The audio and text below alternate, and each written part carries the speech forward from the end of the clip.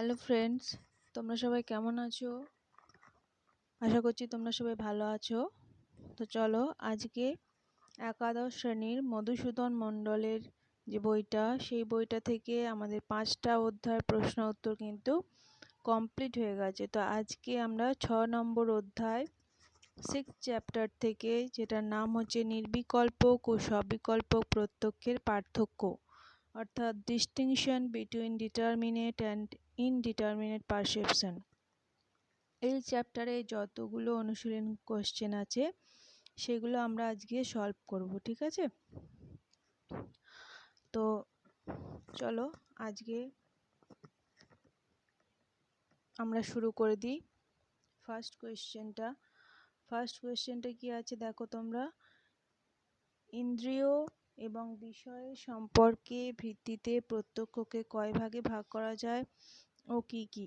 ইন্দ্রিয় ও বিষয়ের সম্পর্কের ভিত্তিতে কিন্তু প্রত্যক্ষকে 2 ভাগে ভাগ করা যায়।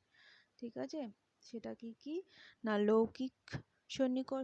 লৌকিক প্রত্যক্ষ এবং অলৌকিক প্রত্যক্ষ।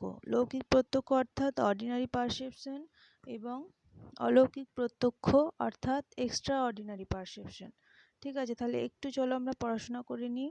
লৌকিক প্রত্যক্ষ বলতে কি বোঝায়? যে প্রত্যক্ষে বিষয়ের সঙ্গে ইন্দ্রিয়ের লৌকিক বা স্বাভাবিক সন্নিকর্ষ হয়, সেটাই হচ্ছে লৌকিক প্রত্যক্ষ। ঠিক আছে, আর অলৌকিক প্রত্যক্ষ হচ্ছে অলৌকিক সন্নিকর্ষের দ্বারা যে প্রত্যক্ষ জ্ঞান উৎপন্ন হয় তাকেই বলা হয় অলৌকিক প্রত্যক্ষ।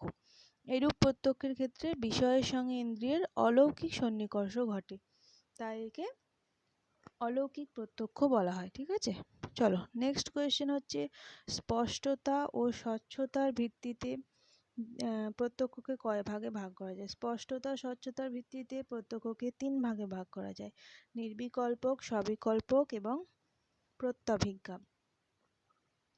তারপর হচ্ছে ন্যায় মতে বিকল্প শব্দের অর্থ কি? ন্যায় মতে বিকল্প শব্দের অর্থ হলো বিশেষণ। নেক্সট হচ্ছে 4 নম্বর কোয়েশ্চেন, ন্যায় দর্শনে নিষ্প্রকারক জ্ঞানকে বলে নিষ্প্রকারক অর্থাৎ যেটা প্রকারহীন, সেই জ্ঞানকে বলা হয়, প্রকার শব্দের অর্থ হচ্ছে বিশেষণ। ঠিক আছে, বিশেষণহীন জ্ঞান কাকে বলে না, নির্বিকল্পক জ্ঞানকে বলা হয়। এখানে তোমরা একটু খেয়াল করবে, এটার অপশন ডি হচ্ছে কারেক্ট আনসার। ঠিক আছে, ন্যায় মতে নিষ্প্রকারক জ্ঞান হচ্ছে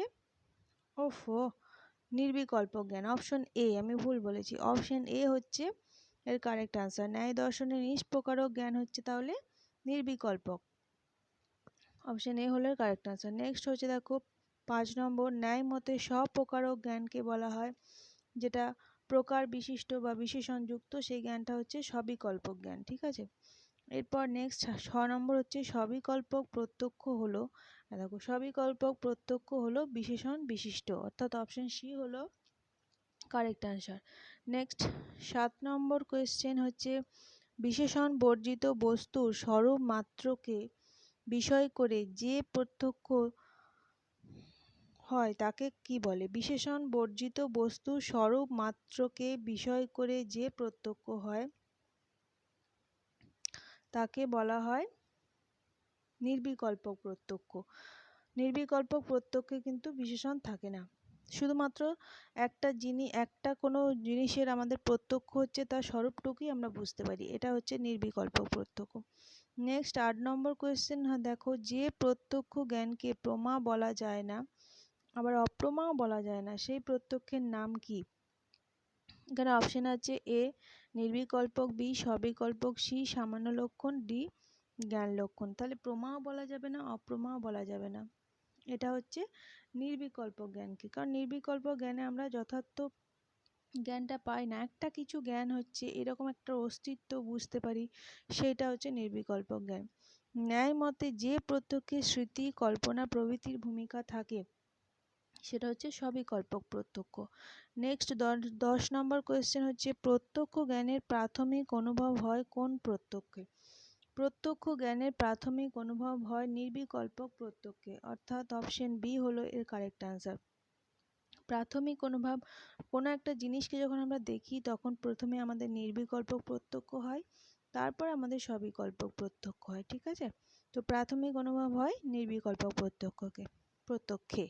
নেক্সট 11 নম্বর কোয়েশ্চেন হচ্ছে কোন প্রত্যক্ষ পরিণত জ্ঞান রূপে প্রকাশিত হয়? পরিণত জ্ঞান রূপে প্রকাশিত হয় সবিকল্পক প্রত্যক্ষ। এখানে দেখো স্পেলিংটা একটু মিস্টেক আছে, প্রিন্টিং মিস্টেক আছে, সঠিক কল্প বলে দিয়েছে, এটা কিন্তু সবিকল্পকই হবে, ঠিক আছে। 12 নম্বর কোয়েশ্চেন বস্তুর নিছক অস্তিত্বের জ্ঞান পাওয়া যায় কোন প্রত্যক্ষে? একটু আগেই বললাম নিছক একটা অস্তিত্বের জ্ঞান পাওয়া যায় নির্বিকল্পক প্রত্যক্ষে। 13 নম্বর কোয়েশ্চেন কোন প্রত্যক্ষে বস্তুর স্বরূপের জ্ঞান হয়? বস্তুর স্বরূপের জ্ঞান হয় হচ্ছে সবিকল্পক প্রত্যক্ষে। নিছক একটা বস্তুর অস্তিত্ব বুঝি নির্বিকল্পক প্রত্যক্ষে, আর যখন বস্তুর স্বরূপটা কি, বস্তুটা যে আসলে কি, তার স্বরূপটা কি আসলে বুঝতে পারি, তখন সেটা হচ্ছে সবিকল্পক প্রত্যক্ষ। নেক্সট 14 নম্বর কোয়েশ্চেন হচ্ছে ন্যায় দর্শনের মতে কোন প্রত্যক্ষে অব্যবসায়াত্মক বা অস্পষ্ট জ্ঞান হয়? অবশ্যই নির্বিকল্পক প্রত্যক্ষে। ন্যায় মতে কোন প্রত্যক্ষে ব্যবসায়াত্মক বা স্পষ্ট জ্ঞান হয়? সবিকল্পক প্রত্যক্ষে। অপশন বি হলো কারেক্ট আনসার। নেক্সট চলো 16 নম্বর কোয়েশ্চেন কোন প্রত্যক্ষ জ্ঞানকে বচনের মাধ্যমে প্রকাশ করা যায় না? বচনের মাধ্যমে প্রকাশ করা যায় না হচ্ছে নির্বিকল্পক প্রত্যক্ষকে বচনের মাধ্যমে প্রকাশ করা যায় না, তাই জন্য এই জ্ঞানকে বলা হয় অনির্বচনীয়, ঠিক আছে, যেটাকে অনির্বচনীয় অর্থাৎ যাকে বচনের দ্বারা প্রকাশ করা যায় না। এরপর 17 নম্বর কোয়েশ্চেন বচনের মাধ্যমে প্রকাশ করা যায় কোন প্রত্যক্ষ জ্ঞানকে? সবিকল্পক প্রত্যক্ষকে কিন্তু বচনের মাধ্যমে প্রকাশ করা যায়। যখন আমাদের প্রকৃত জ্ঞানটা হচ্ছে তখন ন্যাচারালি আমরা সেই জ্ঞানটাকে বচনের মাধ্যমে প্রকাশ করতেই পারবো। কোন প্রত্যক্ষের অনুব্যবসায় সম্ভব নয়? কোন প্রত্যক্ষের অনুব্যবসায় সম্ভব নয়? না নির্বিকল্পক প্রত্যক্ষের কিন্তু অনুব্যবসায় সম্ভব নয়, ঠিক আছে। তো এটার কারেক্ট আনসার হলো অপশন বি। অপশন বি হলো এর কারেক্ট আনসার। নির্বিকল্পক প্রত্যক্ষের অনুব্যবসায় সম্ভব নয়। অনুব্যবসায় মানে হচ্ছে পরে উৎপন্ন হয় যে নিশ্চিত জ্ঞান, সেটা তো নির্বিকল্প জ্ঞানের হয় না, তাই এটা সম্ভব নয়। এবার দেখো অনুব্যবসায় সম্ভব হয় কোন প্রত্যক্ষে? সবিকল্পক প্রত্যক্ষে।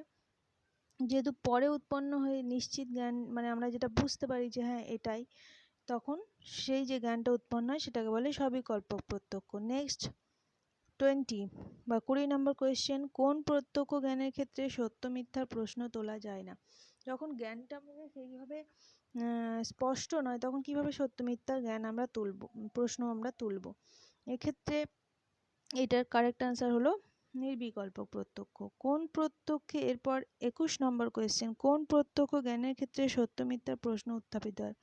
সবিকল্পক প্রত্যক্ষ। যেহেতু সবিকল্পক প্রত্যক্ষে আমরা একটা নিশ্চিত জ্ঞান পাচ্ছি, তাহলে সেখানে কোয়েশ্চেন করার জায়গা থাকে এটা সত্য না মিথ্যা।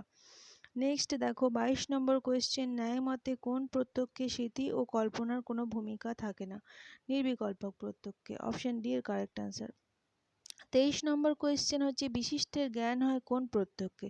বিশিষ্টের জ্ঞান হয় সবিকল্পক প্রত্যক্ষে, ঠিক আছে। নেক্সট দেখো একটু দাঁড়াও, 24 নম্বর কোয়েশ্চেন হচ্ছে নির্বিকল্পক প্রত্যক্ষ কোন প্রকারের জ্ঞান? নির্বিকল্পক প্রত্যক্ষ হচ্ছে প্রথমে আছে দেখো স্বপ্রকারক, তারপর অপশন বি নিষ্প্রকারক, অপশন সি উভয় প্রকারক, অপশন ডি কোনো প্রকারক নয়। এটা কারেক্ট আনসার হবে নিষ্প্রকারক। নিষ্প্রকারক কথার অর্থ হচ্ছে এরূপ জ্ঞানে বস্তুটিকে বিশেষ্য ও তার গুণকে বিশেষণ রূপে জানা যায় না, তাই একে নিষ্প্রকারক বলা হচ্ছে। সবিকল্পক প্রত্যক্ষ কোন প্রকারের? সবিকল্পক প্রত্যক্ষ সব প্রকারক, অর্থাৎ এরূপ প্রত্যক্ষে কিন্তু বিশেষণকে জানা যায়।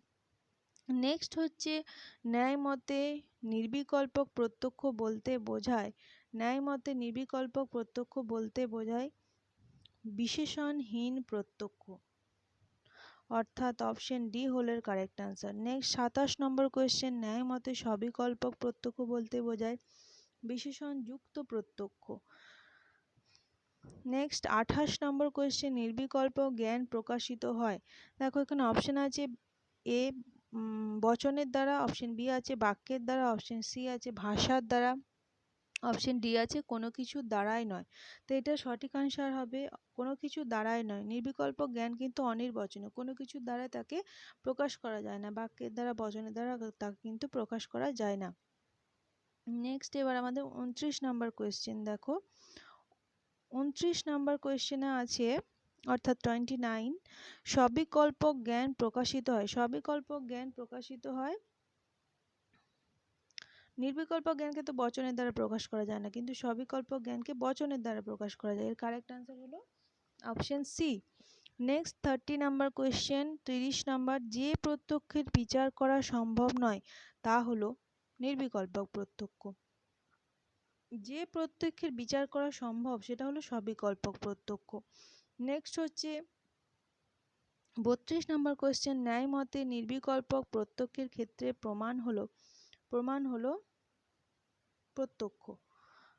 ঠিক আছে, অপশন এ এর কারেক্ট আনসার। ন্যায় মতে নির্বিকল্পক প্রত্যক্ষকে স্বীকার করা হয় কেন? ন্যায় মতে নির্বিকল্পক প্রত্যক্ষকে স্বীকার করা হয় কেন? না সবিকল্পক প্রত্যক্ষের উৎপত্তির জন্য।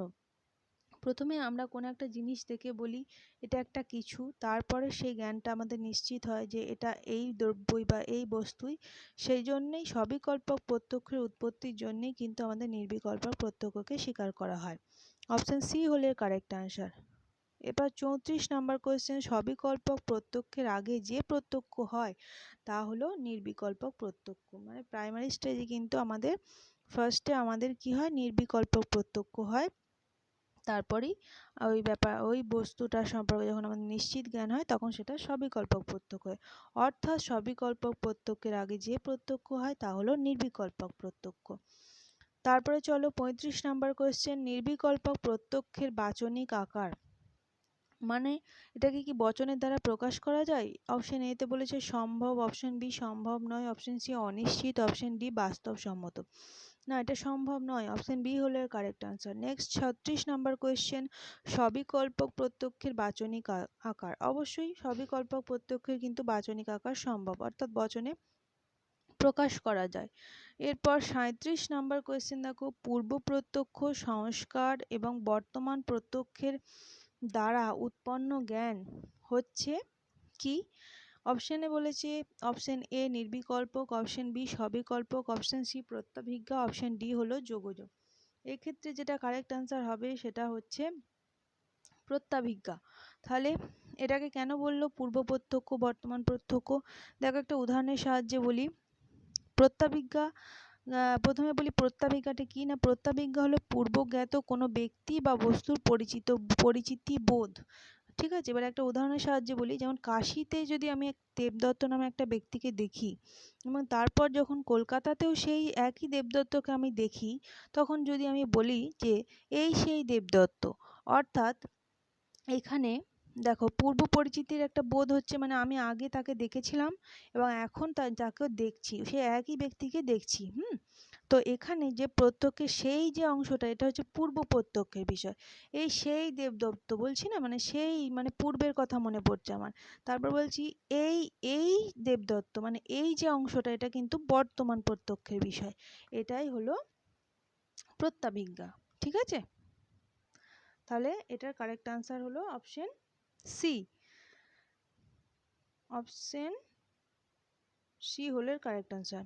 এরপর দেখো, কোন প্রত্যক্ষে পূর্বজ্ঞাত কোনো ব্যক্তি বা বস্তুর পরিচিতি বোধ হয়? একটু আগেই যেটা বললাম প্রত্যাভিজ্ঞা। প্রত্যাভিজ্ঞাতে কিন্তু পূর্বজ্ঞাত কোনো ব্যক্তি বা বস্তুর পরিচিতি বোধ হয়, অর্থাৎ পূর্বদৃষ্ট কোনো বস্তু বা ব্যক্তিকে পরিচিত রূপে প্রত্যক্ষ করার নামই হচ্ছে প্রত্যাভিজ্ঞা। নেক্সট হচ্ছে 39 নাম্বার কোয়েশ্চেন, প্রত্যাভিজ্ঞা কোন জ্ঞানের পরে উৎপন্ন হয়?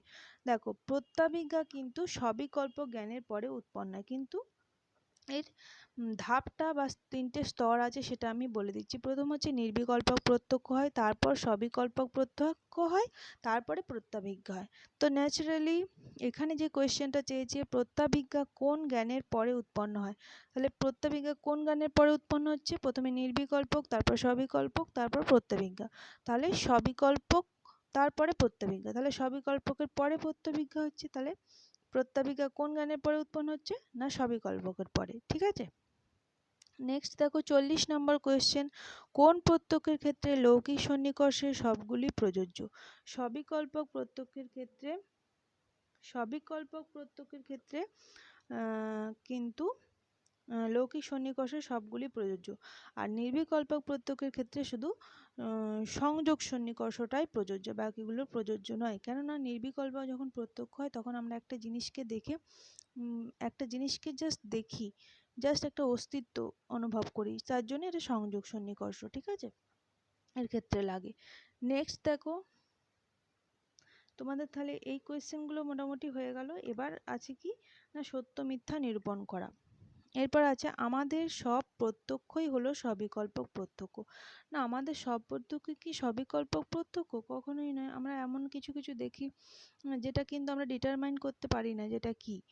এক্ষেত্রে আমার মনে হয় এটার আনসার মিথ্যাই হবে। এরপরে নেক্সট, নির্বিকল্পক প্রত্যক্ষ ছাড়া সবিকল্পক প্রত্যক্ষ সম্ভব নয়। এটা একদমই ঠিক।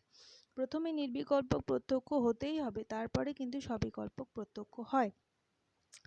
তারপরে দেখো 3 নম্বর কোয়েশ্চেন আছে, প্রকারযুক্ত প্রত্যক্ষকে বলা হয় নির্বিকল্পক প্রত্যক্ষ। না, এটা হচ্ছে মিথ্যা। প্রকারযুক্ত প্রত্যক্ষকে বলা হয় কি সবিকল্পক প্রত্যক্ষ, তাই এটা মিথ্যা হয়ে গেল। এরপর 4 নম্বর কোয়েশ্চেন, ন্যায় মতে সবিকল্পক প্রত্যক্ষের উৎস হলো অভাব প্রত্যক্ষ। না, সবিকল্পক প্রত্যক্ষের উৎস অভাব প্রত্যক্ষ নয়, নির্বিকল্পক প্রত্যক্ষ। তাহলে এটাও ডি অর্থাৎ মিথ্যা হয়ে গেল। Correct answer D, option D মিথ্যা। এরপর 5 নম্বর কোয়েশ্চেন দেখো, নির্বিকল্পক প্রত্যক্ষের অনুব্যবসায় সম্ভব নয়। হ্যাঁ ঠিক, নির্বিকল্পক প্রত্যক্ষের কিন্তু অনুব্যবসায় সম্ভব নয়, ঠিক আছে, এটা অপশন এ হলো কারেক্ট আনসার। এরপরে আছে তোমাদের শূন্যস্থান পূরণ করো। প্রথমে কি আছে না এটা একটা কিছু, এই ধরনের প্রত্যক্ষকে বলা হয় কি বলা হয়, এটা একটা কিছু, মানে আমি কিন্তু ডিটারমাইন করতে পারছি না এটা কি, এটার অস্তিত্বটা অনুভব করছি, এটাকে বলা হচ্ছে নির্বিকল্পক প্রত্যক্ষ, অর্থাৎ অপশন সি হলো এর কারেক্ট আনসার। নেক্সট দেখো 2 নম্বরে, ন্যায় মতে ড্যাশ প্রকার প্রত্যক্ষে বিশিষ্ট জ্ঞান হয়, সবিকল্পক প্রত্যক্ষে বিশিষ্ট জ্ঞান হয়, অপশন বি হলো এর কারেক্ট আনসার। এরপর দেখো 3 নম্বরে একটা শূন্যস্থান পূরণ আছে, ন্যায় মতে স্পষ্টতার দিক থেকে প্রত্যক্ষ ড্যাশ প্রকারের, 2 প্রকার, 3 প্রকার, না 2, 3, 4 না 5 প্রকার বলেছে, এটা অবশ্যই 3 প্রকার হবে। 3 প্রকার কি কি? 3 প্রকার হচ্ছে সবিকল্পক, নির্বিকল্পক, সবিকল্পক এবং প্রত্যাভিজ্ঞা, ঠিক আছে। এরপর 4 নম্বর হচ্ছে নির্বিকল্পক প্রত্যক্ষ স্বীকারের যুক্তি হলো, নির্বিকল্পক প্রত্যক্ষ স্বীকারের যুক্তি হলো সবিকল্পক প্রত্যক্ষ। সবিকল্পক প্রত্যক্ষকে স্বীকার করার জন্য কিন্তু নির্বিকল্পক প্রত্যক্ষকে স্বীকার করা হয়, অর্থাৎ সবিকল্পক প্রত্যক্ষের উৎসই হলো নির্বিকল্পক প্রত্যক্ষ, বুঝেছো। প্রাথমিকভাবে নির্বিকল্পক প্রত্যক্ষ উদ্ভূত না হলে পরিণত প্রত্যক্ষরূপে সবিকল্পক প্রত্যক্ষকে জানা সম্ভব নয়, তাই জন্যই কিন্তু নির্বিকল্পক প্রত্যক্ষকে স্বীকার করা হয়েছে। এরপরে দেখো 5 নম্বর যে শূন্যস্থান পূরণটা আছে তোমাদের, নির্বিকল্পক জ্ঞান ড্যাশ দ্বারা প্রকাশিত হয়। এখানে আবার দিয়েছে একই প্রশ্ন, বচনের দ্বারা না বাক্যের দ্বারা না উপমানের দ্বারা না কোনো কিছুর দ্বারাই নয়, কিন্তু নির্বিকল্পক জ্ঞান কোনো কিছুর দ্বারাই